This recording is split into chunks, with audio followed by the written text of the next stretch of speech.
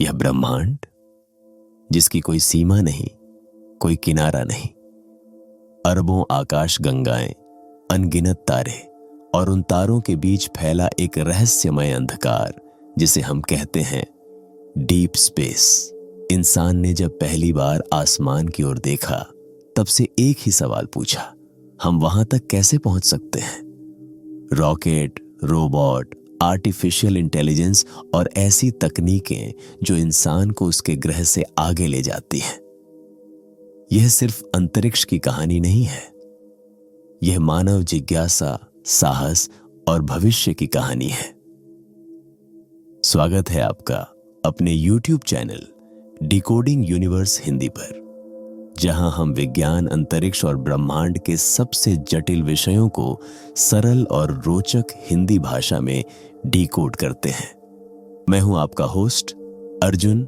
आज की यह डॉक्यूमेंट्री आपको ले जाएगी डीप स्पेस टेक्नोलॉजी की उस दुनिया में जहां असंभव धीरे धीरे संभव बन रहा है। तो चलिए वीडियो को शुरू करते हैं। जब हम रात के आसमान की ओर देखते हैं तो हमें तारे, ग्रह और चांद दिखाई देते हैं, लेकिन यह जो सुंदर दृश्य हमें दिखता है वह ब्रह्मांड का बहुत छोटा सा हिस्सा है। पृथ्वी के आसपास का क्षेत्र जहां हमारे सैटेलाइट और स्पेस स्टेशन घूमते हैं उसे हम नियर अर्थ स्पेस कहते हैं, लेकिन इससे बहुत आगे जहां दूरी लाखों और करोड़ों किलोमीटर में मापी जाती है उस क्षेत्र को कहा जाता है डीप स्पेस। डीप स्पेस वह जगह है जहां सूर्य की रोशनी कमजोर पड़ने लगती है। रेडियो सिग्नल को पृथ्वी तक पहुंचने में घंटों लग जाते हैं और तापमान इतना चरम होता है कि इंसानी कल्पना भी कांप जाए। इसी अज्ञात और चुनौतीपूर्ण क्षेत्र को समझने और वहां तक पहुंचने के लिए जिन तकनीकों का विकास किया गया है उन्हें ही हम कहते हैं डीप स्पेस टेक्नोलॉजी। इंसान को डीप स्पेस में जाने की जरूरत क्यों पड़ी? सवाल उठता है कि जब पृथ्वी पर ही जीवन चल रहा है तो इंसान को इतनी दूर जाने की जरूरत क्यों पड़ी? इसका जवाब इंसानी स्वभाव में छिपा है। इंसान हमेशा जानना चाहता है हम कहां से आए, ब्रह्मांड कैसे बना, क्या हम इस विशाल यूनिवर्स में अकेले हैं? डीप स्पेस टेक्नोलॉजी हमें इन सवालों के जवाब खोजने में मदद करती है। इसके अलावा अंतरिक्ष अनुसंधान से विकसित कई तकनीकें आज हमारे रोजमर्रा के जीवन का हिस्सा बन चुकी हैं, जैसे जीपीएस, सैटेलाइट कम्युनिकेशन, मौसम पूर्वानुमान और medical imaging. Deep space mission क्या होते हैं? डीप स्पेस मिशन वे मिशन होते हैं जिनका लक्ष्य पृथ्वी की कक्षा से बहुत आगे होता है। इनमें शामिल हैं चंद्रमा से आगे के मिशन, मंगल ग्रह की खोज, क्षुद्र ग्रहों, एस्टेरॉइड्स का अध्ययन, बाहरी ग्रहों जैसे बृहस्पति और शनि, सूर्य के बाहरी वातावरण का अध्ययन। इन मिशनों के लिए साधारण स्पेस टेक्नोलॉजी काफी नहीं होती। यहां हर चीज को ज्यादा मजबूत, ज्यादा स्मार्ट और ज्यादा स्वायत्त ऑटोनोमस बनाना पड़ता है। डीप स्पेस टेक्नोलॉजी की सबसे बड़ी चुनौती है दूरी। उदाहरण के लिए चंद्रमा पृथ्वी से लगभग 3,84,000 किलोमीटर दूर है, लेकिन मंगल ग्रह की दूरी कभी 5 करोड़ किलोमीटर होती है तो कभी 40 करोड़ किलोमीटर। इसका मतलब यह हुआ कि रेडियो सिग्नल को पृथ्वी से मंगल तक पहुंचने में 3 से 22 मिनट लग सकते हैं। रियल टाइम कंट्रोल असंभव हो जाता है। अंतरिक्ष यान को खुद फैसले लेने पड़ते हैं। यहीं से शुरू होती है असली deep space technology, deep space communication technology. जब कोई स्पेस क्राफ्ट डीप स्पेस में होता है तो उससे संपर्क बनाए रखना बेहद कठिन हो जाता है। रेडियो कम्युनिकेशन आज भी डीप स्पेस में सबसे ज्यादा इस्तेमाल होने वाली तकनीक रेडियो वेव्स पर आधारित है, लेकिन दूरी बढ़ने के साथ सिग्नल कमजोर होता जाता है। इसी समस्या को हल करने के लिए धरती पर बनाए गए हैं डीप स्पेस नेटवर्क जैसे विशाल एंटीना सिस्टम, जो बेहद कमजोर सिग्नल को भी पकड़ सकते हैं। लेजर कम्युनिकेशन भविष्य की डीप स्पेस टेक्नोलॉजी में लेजर आधारित कम्युनिकेशन पर काम हो रहा है। लेजर सिग्नल ज्यादा तेज होते हैं, ज्यादा डेटा भेज सकते हैं, लेकिन बेहद सटीक दिशा की जरूरत होती है। एक छोटी सी गलती भी संपर्क तोड़ सकती है। Deep space navigation system. पृथ्वी पर हम जीपीएस का इस्तेमाल करते हैं, लेकिन डीप स्पेस में जीपीएस काम नहीं करता। यहां स्पेस क्राफ्ट को अपनी स्थिति जानने के लिए इन तरीकों का उपयोग करना पड़ता है। तारों की स्थिति देखकर, सूर्य और ग्रहों के गुरुत्वाकर्षण प्रभाव से, पृथ्वी से भेजे गए रेडियो सिग्नल के समय को मापकर, इसे कहा जाता है सेलेस्टियल नेविगेशन। स्वायत्त तकनीक, ऑटोनोमस सिस्टम्स। डीप स्पेस में इंसान तुरंत निर्देश नहीं दे सकता, इसलिए अंतरिक्ष यान को खुद निर्णय लेने में सक्षम होना पड़ता है। उदाहरण के लिए, अगर कोई उपकरण खराब हो जाए, अगर रास्ते में कोई क्षुद्र ग्रह आ जाए, अगर ऊर्जा कम होने लगे, तो स्पेस क्राफ्ट खुद ही सही कदम उठाता है। इसीलिए आज की डीप स्पेस टेक्नोलॉजी में artificial intelligence, machine learning, smart software का इस्तेमाल बढ़ता जा रहा है। ऊर्जा की समस्या और समाधान।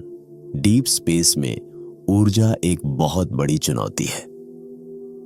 Solar power. पृथ्वी के पास सोलर पैनल बहुत अच्छे से काम करते हैं, लेकिन जैसे जैसे सूर्य से दूरी बढ़ती है, सोलर एनर्जी कमजोर होती जाती है। Nuclear power. इस समस्या का समाधान है न्यूक्लियर बैटरी या रेडियो आइसोटोप पावर सिस्टम्स। ये सिस्टम दशकों तक ऊर्जा देते हैं, सूर्य की रोशनी पर निर्भर नहीं होते, बेहद विश्वसनीय होते हैं। डीप स्पेस में तापमान एक तरफ -200 डिग्री सेल्सियस तो दूसरी तरफ +200 डिग्री सेल्सियस तक जा सकता है। इसके अलावा वहां खतरनाक कॉस्मिक रेडिएशन भी होता है।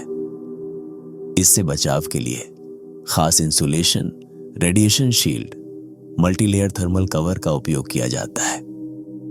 अब तक हमने समझा डीप स्पेस क्या है, डीप स्पेस टेक्नोलॉजी की जरूरत क्यों पड़ी, दूरी, कम्युनिकेशन और ऊर्जा जैसी चुनौतियां, स्वायत्त सिस्टम का महत्व। यह तो बस शुरुआत है। पिछले भाग में हमने जाना कि डीप स्पेस क्या है, वहां की चुनौतियां क्या हैं और क्यों अंतरिक्ष यानों को खुद फैसले लेने पड़ते हैं। लेकिन एक बहुत अहम सवाल अब भी बाकी है। इतनी दूर तक जाने के लिए स्पेस क्राफ्ट को आगे बढ़ाता कौन है? पृथ्वी से रॉकेट लॉन्च करना एक बात है, लेकिन डीप स्पेस में लाखों करोड़ों किलोमीटर की यात्रा करना बिल्कुल अलग चुनौती है। यहां पारंपरिक रॉकेट तकनीक पर्याप्त नहीं होती। इसी जगह से शुरू होती है डीप स्पेस प्रोपल्शन टेक्नोलॉजी। पारंपरिक रॉकेट इंजन की सीमा। पृथ्वी से स्पेसक्राफ्ट को बाहर भेजने के लिए आज भी ज्यादातर केमिकल रॉकेट इंजन का उपयोग किया जाता है। इन इंजनों की खासियत बहुत ज्यादा ताकत, कम समय में बहुत तेजी, लेकिन इनकी एक बड़ी सीमा भी है। ईंधन बहुत जल्दी खत्म हो जाता है। लंबी दूरी के लिए ये कारगर नहीं होते। डीप स्पेस मिशन में जरूरत होती है कम ईंधन में लंबी दूरी तय करने की, धीरे लेकिन लगातार गति बढ़ाने की। यहीं से जन्म हुआ नए प्रकार के इंजन का, आयन इंजन। धीमे लेकिन शक्तिशाली डीप स्पेस टेक्नोलॉजी की दुनिया में एक क्रांतिकारी खोज है, आयन इंजन। आयन इंजन कैसे काम करता है? आयन इंजन में जेनॉन जैसी गैस को आयन में बदला जाता है। इलेक्ट्रिक फील्ड से उन आयनों को तेजी से बाहर फेंका जाता है। न्यूटन के तीसरे नियम के अनुसार स्पेसक्राफ्ट आगे बढ़ता है। इस प्रक्रिया में थ्रस्ट, बहुत कम होता है, लेकिन यह थ्रस्ट महीनों और सालों तक लगातार चलता रहता है। आयन इंजन की सबसे बड़ी खासियत, आयन इंजन की सबसे बड़ी ताकत है ईंधन की बचत। जहां पारंपरिक रॉकेट कुछ ही मिनटों में सारा ईंधन जला देते हैं, वहीं आयन इंजन बहुत कम ईंधन में बहुत लंबी दूरी तय कर सकते हैं। धीरे धीरे गति बढ़ाते हुए ये स्पेस क्राफ्ट को ऐसी रफ्तार दे देते हैं जो केमिकल इंजन से संभव नहीं। डीप स्पेस में आयन इंजन क्यों जरूरी है? डीप स्पेस मिशन सालों तक चलते हैं। इतनी लंबी यात्रा में ईंधन सीमित होता है, मरम्मत संभव नहीं, हर ग्राम वजन की कीमत होती है। आयन इंजन इन सभी समस्याओं का समाधान देते हैं। इसीलिए आज के कई deep space mission ion propulsion पर आधारित हैं। न्यूक्लियर प्रोपल्शन, भविष्य की कुंजी। जब बात और भी दूर जाने की आती है, जैसे बाहरी ग्रह या इंटरस्टेलर स्पेस, तो आयन इंजन भी सीमित हो जाते हैं। इसीलिए वैज्ञानिकों की नजर है न्यूक्लियर प्रोपल्शन टेक्नोलॉजी पर। न्यूक्लियर थर्मल इंजन क्या है? न्यूक्लियर थर्मल इंजन में न्यूक्लियर रिएक्टर से अत्यधिक गर्मी पैदा की जाती है। हाइड्रोजन गैस को उस गर्मी से बहुत तेज किया जाता है। गैस बाहर निकलते ही जबरदस्त थ्रस्ट पैदा होता है। इस तकनीक से स्पीड दोगुनी हो सकती है, यात्रा का समय आधा हो सकता है। न्यूक्लियर इलेक्ट्रिक प्रोपल्शन, यह तकनीक आयन इंजन और न्यूक्लियर पावर का संयोजन है। इसमें न्यूक्लियर रिएक्टर बिजली पैदा करता है, वही बिजली आयन इंजन को चलाती है। इसका फायदा, लगातार और शक्तिशाली थ्रस्ट, दशकों तक चलने की क्षमता। यह तकनीक डीप स्पेस कॉलोनाइजेशन के लिए बेहद अहम मानी जा रही है। सोलर सेल्स, सूरज की रोशनी से यात्रा डीप स्पेस टेक्नोलॉजी में एक अनोखी अवधारणा है। Solar cells. सोलर सेल्स क्या होते हैं? यह विशाल, बेहद पतले परावर्तक पैनल होते हैं जो सूर्य की रोशनी से दबाव प्राप्त करते हैं, बिना ईंधन के स्पेसक्राफ्ट को आगे बढ़ाते हैं। यह दबाव बहुत हल्का होता है, लेकिन लगातार होता है, वर्षों में बड़ी दूरी तय करवा देता है। सोलर सेल्स की सीमा है। सोलर सेल्स सूर्य के पास प्रभावी हैं, बहुत दूर जाकर कमजोर हो जाते हैं, इसलिए इन्हें डीप स्पेस के शुरुआती हिस्सों में हल्के मिशनों के लिए ज्यादा उपयोगी माना जाता है। गुरुत्वाकर्षण सहायता, फ्री एनर्जी का उपयोग डीप स्पेस टेक्नोलॉजी का एक बेहद चतुर तरीका है। ग्रेविटी असिस्ट, इसमें स्पेस क्राफ्ट किसी ग्रह के पास से गुजरता है। ग्रह का गुरुत्वाकर्षण उसकी गति बढ़ा देता है, बिना अतिरिक्त ईंधन खर्च किए। यह ठीक वैसा है जैसे चलती ट्रेन के पास से सही समय पर कूदना। क्यों जरूरी है gravity assist? Deep space mission में हर बूंद ईंधन की कीमत होती है। अतिरिक्त स्पीड अमूल्य होती है। ग्रेविटी असिस्ट ने बाहरी ग्रहों तक पहुंच संभव बनाई, मिशन की लागत घटाई, यात्रा समय कम किया। अब सवाल उठता है, क्या इंसान कभी दूसरे तारों तक पहुंच पाएगा? इसका जवाब अभी भविष्य के गर्भ में है, लेकिन वैज्ञानिक इन तकनीकों पर काम कर रहे हैं। लेजर आधारित propulsion, anti matter engine, fusion आधारित रॉकेट। इनका लक्ष्य है प्रकाश की गति के करीब पहुंचना। दशकों में नहीं, वर्षों में तारा यात्रा। डीप स्पेस टेक्नोलॉजी और मानव भविष्य प्रोपल्शन टेक्नोलॉजी सिर्फ यात्रा का साधन नहीं है, यह इंसान के भविष्य की दिशा तय करती है। अगर बेहतर इंजन बने, मंगल पर स्थायी मिशन संभव होंगे, बाहरी ग्रहों का अध्ययन आसान होगा, मानव सभ्यता एक मल्टी प्लैनेट प्रजाति बन सकेगी। इस भाग में हमने समझा पारंपरिक रॉकेट क्यों सीमित हैं, आयन इंजन की ताकत, न्यूक्लियर प्रोपल्शन का भविष्य, सोलर सेल्स और ग्रेविटी असिस्ट, इंटरस्टेलर यात्रा की संभावना है। डीप स्पेस इतना विशाल, खतरनाक और दूर है कि इंसान हर जगह खुद जाकर काम नहीं कर सकता। रेडिएशन, अत्यधिक तापमान और वर्षों लंबी यात्रा, ये सब मानव शरीर के लिए लगभग असंभव है। इसीलिए डीप स्पेस की असली खोज करता है रोबोट, प्रोब और स्मार्ट मशीनें।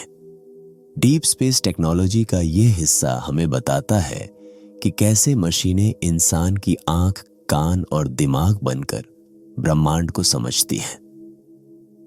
डीप स्पेस रोबोटिक्स क्या है? डीप स्पेस रोबोटिक्स का मतलब है ऐसी मशीनें जो इंसान के बिना काम कर सकें, कठिन परिस्थितियों में फैसले ले सकें, सालों तक बिना मरम्मत के चल सकें। ये रोबोट सिर्फ आदेश का पालन नहीं करते, बल्कि परिस्थितियों को समझकर खुद निर्णय लेते हैं। अंतरिक्ष में रोबोट क्यों जरूरी है? डीप स्पेस में रोबोट जरूरी है क्योंकि पृथ्वी से निर्देश आने में मिनटों या घंटों लगते हैं। हर समस्या के लिए इंसान इंतजार नहीं कर सकता। कई जगह इंसान कभी पहुंच ही नहीं पाएगा, इसलिए स्पेस रोबोट्स को बनाया जाता है, स्वतंत्र सोच और आत्मनिर्णय के साथ। स्पेस प्रोब, ब्रह्मांड के दूत। स्पेस प्रोब ऐसे अंतरिक्ष यान होते हैं जिनमें इंसान नहीं होता, जो किसी ग्रह, चंद्रमा या अंतरिक्ष क्षेत्र का अध्ययन करते हैं। ये प्रोब तस्वीरें लेते हैं, तापमान, गैस और विकिरण मापते हैं, डेटा पृथ्वी पर भेजते हैं। डीप स्पेस की हमारी ज्यादातर जानकारी इन्हीं प्रोब से आती है। रोवर्स, दूसरे ग्रहों पर चलने वाली मशीनें। रोवर असल में ऐसे रोबोट होते हैं जो किसी ग्रह की सतह पर चलते हैं। इनकी खासियत पहियों या पैरों से चलना, चट्टानों की जांच, मिट्टी के नमूने लेना। रोवर ऐसे डिजाइन किए जाते हैं कि वे खुद रास्ता पहचान सकें, फंसने से बच सकें, सीमित ऊर्जा में अधिक काम कर सकें। डीप स्पेस रोबोट की सबसे बड़ी चुनौती, रोबोटिक्स की सबसे बड़ी चुनौती है अनिश्चितता। डीप स्पेस में जमीन कैसी होगी पता नहीं, मौसम का अंदाजा नहीं, उपकरण कब खराब हो जाएं भरोसा नहीं। इसलिए रोबोट को सिर्फ मशीन नहीं, एक निर्णय लेने वाली इकाई बनाना पड़ता है। आर्टिफिशियल इंटेलिजेंस की भूमिका यहीं से प्रवेश होता है। आर्टिफिशियल इंटेलिजेंस, एआई का आई रोबोट को यह क्षमता देता है कि वह वातावरण को समझे, खतरे पहचान सके और सही प्रतिक्रिया दे सके। डीप स्पेस में एआई कोई लग्जरी नहीं, बल्कि जरूरत है। ऑटोनॉमस सिस्टम क्या होते हैं? ऑटोनॉमस सिस्टम वे होते हैं जो बिना इंसानी हस्तक्षेप के काम कर सके। डीप स्पेस में इसका मतलब रास्ता खुद चुनना, ऊर्जा का सही उपयोग, खराबी आने पर खुद समाधान ढूंढना। अगर स्पेसक्राफ्ट हर छोटी बात के लिए पृथ्वी से पूछे तो मिशन असफल हो जाएगा। सेल्फ डायग्नोसिस और सेल्फ रिपेयर। आधुनिक डीप स्पेस रोबोट में सेल्फ डायग्नोसिस सिस्टम होता है, यानी वह खुद जांच सकता है कि कौन सा हिस्सा खराब है। कुछ उन्नत सिस्टम सॉफ्टवेयर लेवल पर खुद को ठीक भी कर लेते हैं, वैकल्पिक सिस्टम एक्टिवेट कर लेते हैं। यह ठीक वैसा है जैसे एक मशीन डॉक्टर खुद अपना इलाज कर ले। मशीन लर्निंग और अनुभव से सीखना। मशीन लर्निंग रोबोट को अनुभव से सीखने की क्षमता देती है। जैसे अगर कोई रास्ता खतरनाक निकला तो रोबोट अगली बार उसे अवॉइड करेगा, बेहतर रास्ता चुनना सीखेगा। इससे मिशन समय के साथ बेहतर होता जाता है, जोखिम कम होता है। डीप स्पेस में विजन सिस्टम रोबोट को देखने की भी जरूरत होती है। इसके लिए हाई रेजोल्यूशन कैमरे, 3D mapping system, laser scanner का इस्तेमाल किया जाता है। इनसे रोबोट जमीन की बनावट समझता है, दूरी का अनुमान लगाता है, सुरक्षित मूवमेंट करता है। स्वार्म रोबोटिक्स, भविष्य की दिशा। भविष्य में डीप स्पेस मिशन सिर्फ एक रोबोट पर निर्भर नहीं रहेंगे। वैज्ञानिक काम कर रहे हैं स्वार्म रोबोटिक्स पर। इसका मतलब कई छोटे रोबोट जो मिलकर काम करें और एक दूसरे से सीखें। अगर एक रोबोट खराब हो जाए तो पूरा मिशन असफल नहीं होगा। रोबोटिक्स का एक बड़ा उद्देश्य है मानव मिशन की तैयारी। रोबोट पहले जाकर जगह का अध्ययन करते हैं, खतरों की पहचान करते हैं, संसाधनों की जांच करते हैं, ताकि जब इंसान पहुंचे तो जोखिम कम से कम हो। नैतिक और तकनीकी सवाल जैसे जैसे AI और ऑटोनॉमी बढ़ती है, कुछ सवाल भी उठते हैं। क्या मशीन को निर्णय लेने की पूरी आजादी होनी चाहिए? अगर AI गलत फैसला ले ले तो जिम्मेदार कौन होगा? डीप स्पेस टेक्नोलॉजी सिर्फ तकनीक नहीं, जिम्मेदारी भी है। इस भाग में हमने समझा डीप स्पेस रोबोटिक्स की जरूरत, प्रोब और रोवर की भूमिका, AI और ऑटोनॉमस सिस्टम, मशीन लर्निंग और स्वार्म रोबोटिक्स, मानव भविष्य से इसका संबंध। अब तक हमने डीप स्पेस में जाने वाली मशीनों, इंजनों और रोबोट्स की बात की, लेकिन एक बहुत बड़ा सवाल अब सामने आता है। क्या इंसान खुद डीप स्पेस में रह सकता है? पृथ्वी पर जीवन आसान है क्योंकि हमारे पास हवा है, पानी है, गुरुत्वाकर्षण है और एक प्राकृतिक सुरक्षा कवच है। लेकिन डीप स्पेस में इनमें से कुछ भी नहीं होता। वहां इंसान का जीवित रहना अपने आप में एक तकनीकी चमत्कार है। डीप स्पेस में इंसान को जिन मुख्य खतरों का सामना करना पड़ता है वे हैं ऑक्सीजन की कमी, पानी और भोजन की सीमित आपूर्ति, अत्यधिक रेडिएशन, शून्य या कम गुरुत्वाकर्षण, मानसिक तनाव और अकेलापन। इन सभी समस्याओं का समाधान deep space life support technology के बिना असंभव है। लाइफ सपोर्ट सिस्टम क्या होता है? लाइफ सपोर्ट सिस्टम वह तकनीक है जो अंतरिक्ष यान या स्पेस स्टेशन के अंदर पृथ्वी जैसी परिस्थितियां बनाने की कोशिश करती है। इसका मुख्य उद्देश्य इंसान को जिंदा रखना, शरीर को स्वस्थ बनाए रखना और लंबे समय तक मिशन संभव बनाना। ऑक्सीजन प्रबंधन प्रणाली। पृथ्वी पर हमें ऑक्सीजन मुफ्त में मिलती है, लेकिन डीप स्पेस में हर सांस की कीमत होती है। इसलिए कार्बन डाइऑक्साइड को हटाने की प्रणाली, ऑक्सीजन को दोबारा उत्पन्न करने की तकनीक, हवा की गुणवत्ता पर लगातार निगरानी, यह सब लाइफ सपोर्ट सिस्टम का हिस्सा होता है। आज की तकनीक में पानी को इलेक्ट्रोलिसिस से ऑक्सीजन और हाइड्रोजन में बदला जाता है। इसी ऑक्सीजन से अंतरिक्ष यात्री सांस लेते हैं। पानी सबसे कीमती संसाधन। डीप स्पेस मिशन में पानी सिर्फ पीने के लिए नहीं होता। पानी का उपयोग होता है पीने में, खाना बनाने में, सफाई में और ऑक्सीजन बनाने में। इसलिए अंतरिक्ष यानों में वाटर रिसाइकलिंग सिस्टम लगाया जाता है। इस प्रणाली में पसीना, सांस से निकली नमी और यहां तक कि मूत्र, सब कुछ शुद्ध करके दोबारा इस्तेमाल किया जाता है। भोजन की व्यवस्था लंबे डीप स्पेस मिशन में सिर्फ पैक्ड खाना काफी नहीं होता। इसलिए वैज्ञानिक अंतरिक्ष में पौधे उगाने, माइक्रोग्रीन्स और एल्गी और भविष्य में लैब ग्रो फूड पर काम कर रहे हैं। इससे भोजन की निरंतर आपूर्ति और मानसिक संतुलन दोनों में मदद मिलती है। गुरुत्वाकर्षण की कमी और उसका प्रभाव। डीप स्पेस में लगभग शून्य गुरुत्वाकर्षण होता है। इससे इंसान के शरीर पर असर पड़ता है। मांसपेशियां कमजोर होने लगती हैं, हड्डियों का घनत्व कम हो जाता है, दिल और रक्त संचार प्रभावित होता है।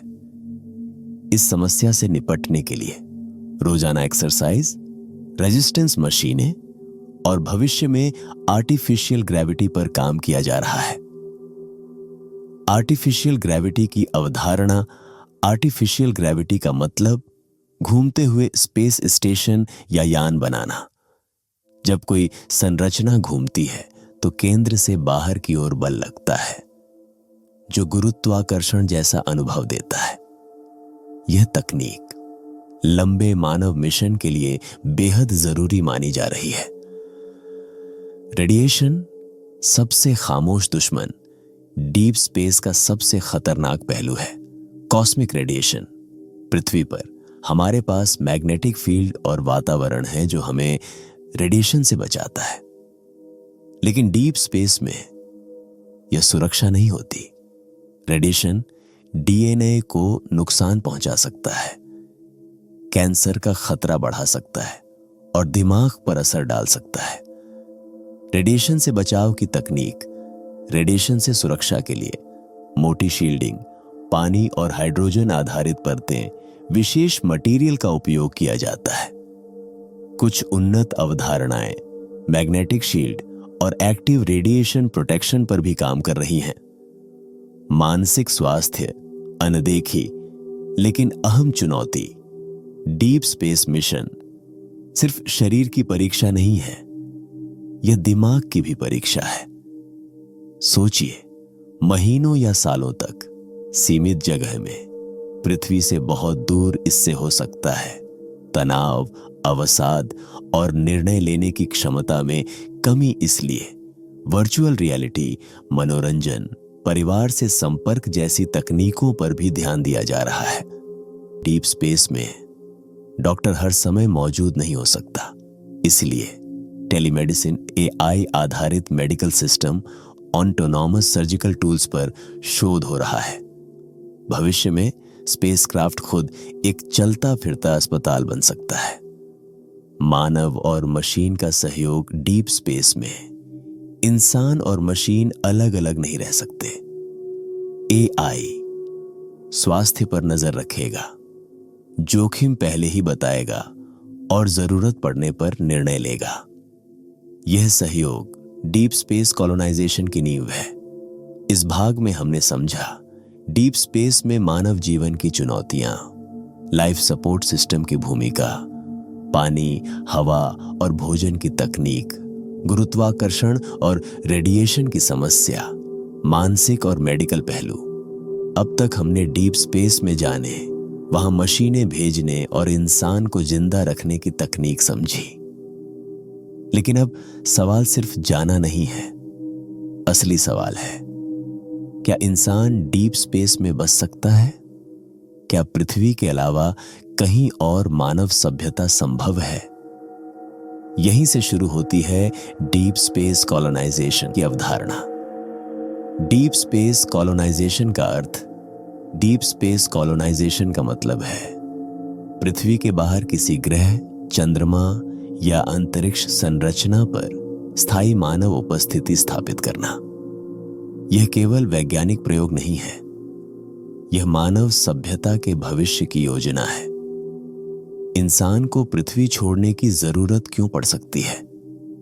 वैज्ञानिक और दार्शनिक दोनों मानते हैं कि पृथ्वी के संसाधन सीमित हैं, प्राकृतिक आपदाएं बढ़ रही हैं, क्षुद्र ग्रह टकराव जैसे खतरे मौजूद हैं। सूर्य हमेशा के लिए स्थिर नहीं रहेगा। अगर मानव जाति को लाखों वर्षों तक जीवित रहना है तो उसे मल्टी प्लैनेट स्पीशीज बनना होगा।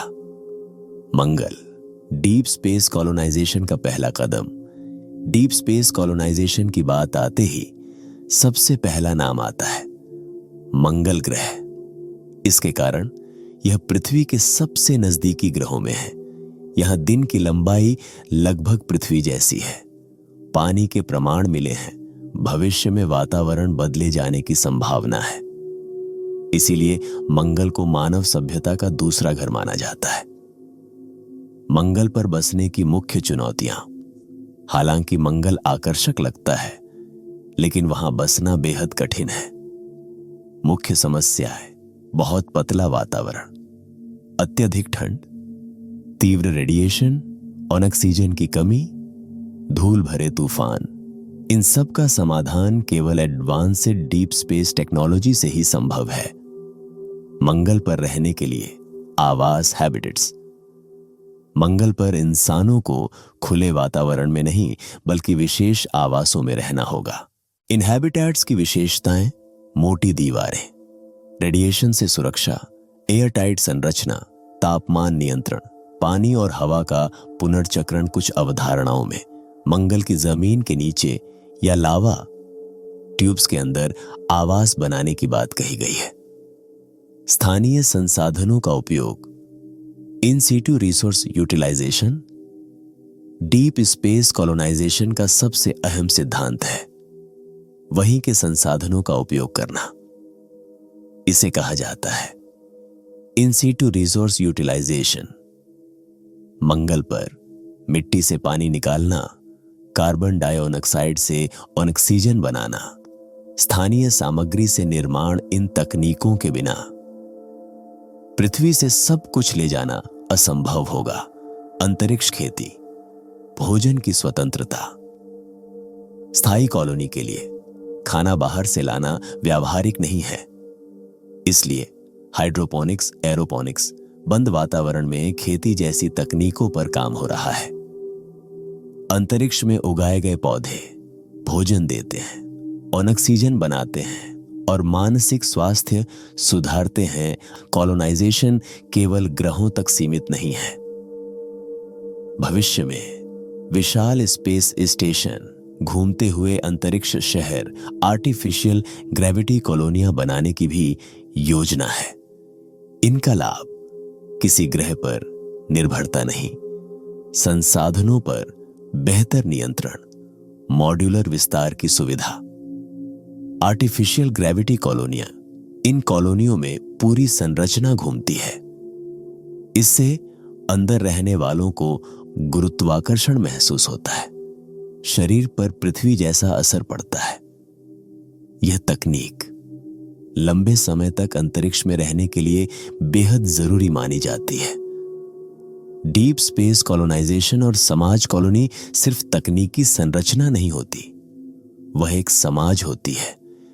इसलिए सवाल उठते हैं, कानून किसके होंगे, नेतृत्व कौन करेगा, संसाधनों का बंटवारा कैसे होगा। डीप स्पेस कॉलोनाइजेशन सिर्फ विज्ञान नहीं, राजनीति, नैतिकता और मानव व्यवहार का भी विषय है। जन्म और नई पीढ़ी का सवाल, अगर इंसान लंबे समय तक अंतरिक्ष में रहेगा तो अगला सवाल होगा, क्या बच्चे अंतरिक्ष में जन्म ले सकते हैं? कम गुरुत्वाकर्षण का शरीर पर क्या असर होगा?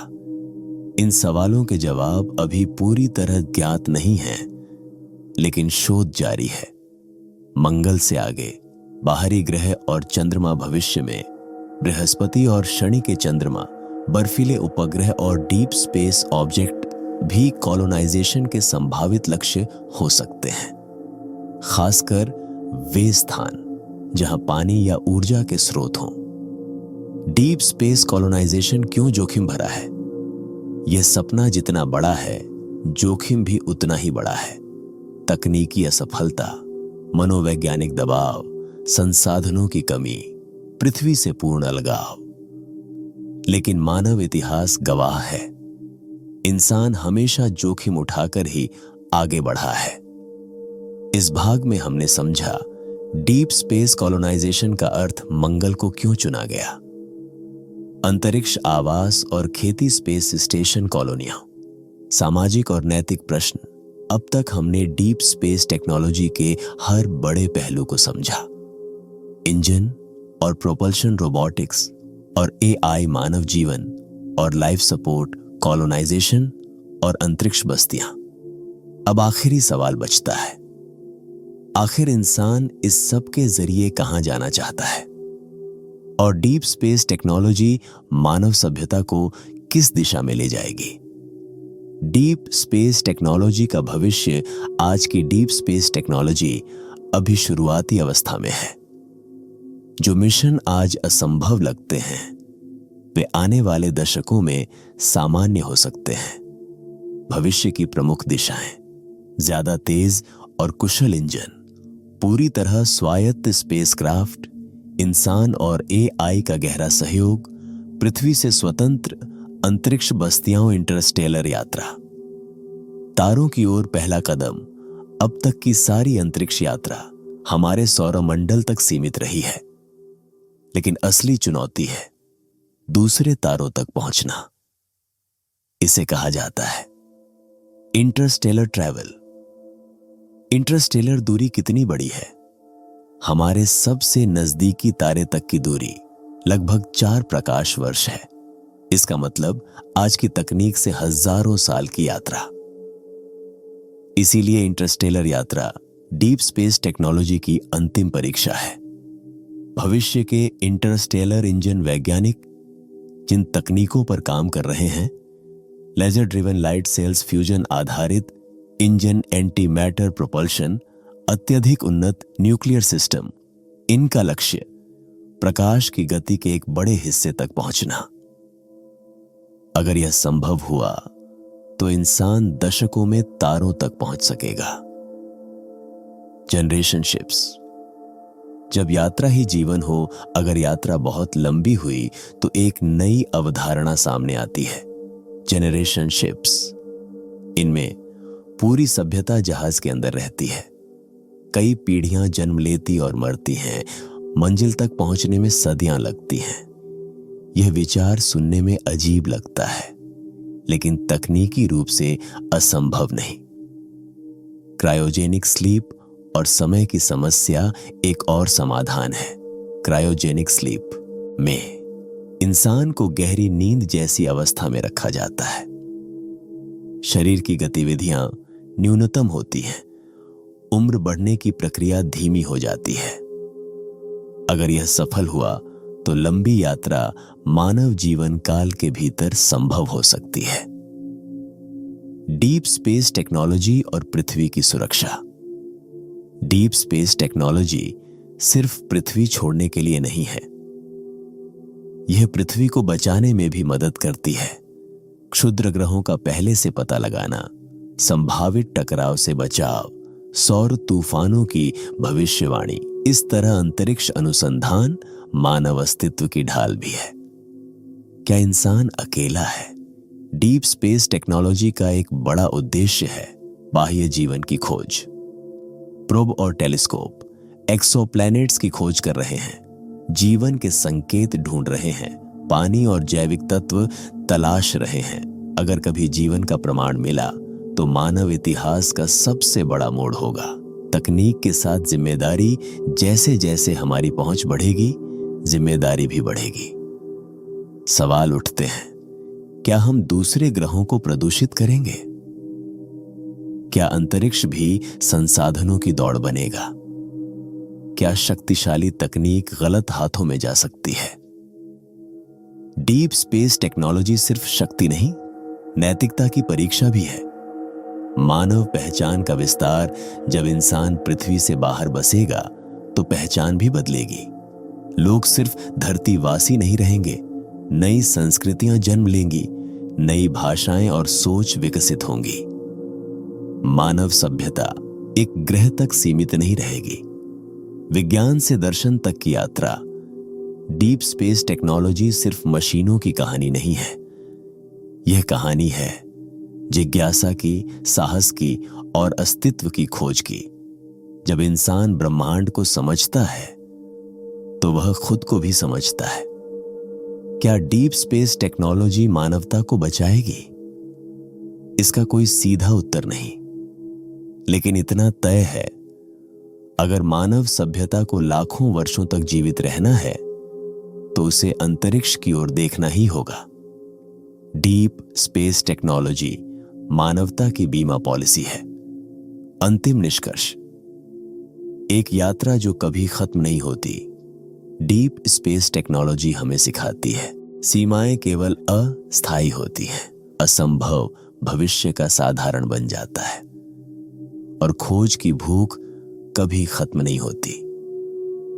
यह यात्रा रॉकेट से शुरू हुई, लेकिन इसका लक्ष्य है मानव चेतना का विस्तार। इस पूरी श्रृंखला में हमने जाना डीप स्पेस क्या है, वहां तक पहुंचने की तकनीक, रोबोट, एआई और मानव सहयोग, जीवन, कॉलोनाइजेशन और समाज, और मानव भविष्य की संभावना है। यह सिर्फ विज्ञान नहीं, मानव कहानी का अगला अध्याय है। जब इंसान पहली बार आग से खेला, तब उसे अंदाजा नहीं था कि वह सभ्यता बना देगा। आज जब इंसान अंतरिक्ष से खेल रहा है, तो शायद वह ब्रह्मांड में अपना भविष्य लिख रहा है। डीप स्पेस टेक्नोलॉजी हमें सिखाती है कि इंसान की सबसे बड़ी ताकत उसकी मांसपेशियां नहीं, बल्कि उसकी सोच है। आज हम रोबोट भेजते हैं, कल शायद खुद जाएंगे। आज हम मंगल का सपना देखते हैं, कल शायद तारों का। यह यात्रा केवल ग्रहों तक नहीं जाती, यह हमें हमारे अस्तित्व के सवालों तक ले जाती है। क्या हम ब्रह्मांड में अकेले हैं? क्या पृथ्वी के बाहर भी मानव भविष्य है? इन सवालों के जवाब आज नहीं तो कल मिलेंगे, क्योंकि जब तक इंसान सवाल पूछता रहेगा, तब तक डीप स्पेस टेक्नोलॉजी हमें अज्ञात की ओर ले जाती रहेगी। यह अंत नहीं है, यह मानव कहानी की अगली शुरुआत है। अगर यह डॉक्यूमेंट्री आपको सोचने पर मजबूर कर गई, तो इसे लाइक करें, शेयर करें और ऐसे ही गहरे विज्ञान और ब्रह्मांड के रहस्य समझने के लिए डिकोडिंग यूनिवर्स हिंदी को सब्सक्राइब करना न भूलें, क्योंकि यहां हम सिर्फ ब्रह्मांड को नहीं, खुद को डिकोड करते हैं। मिलते हैं ऐसे ही कोई और मजेदार वीडियो के साथ। तब तक के लिए गुड बाय, धन्यवाद।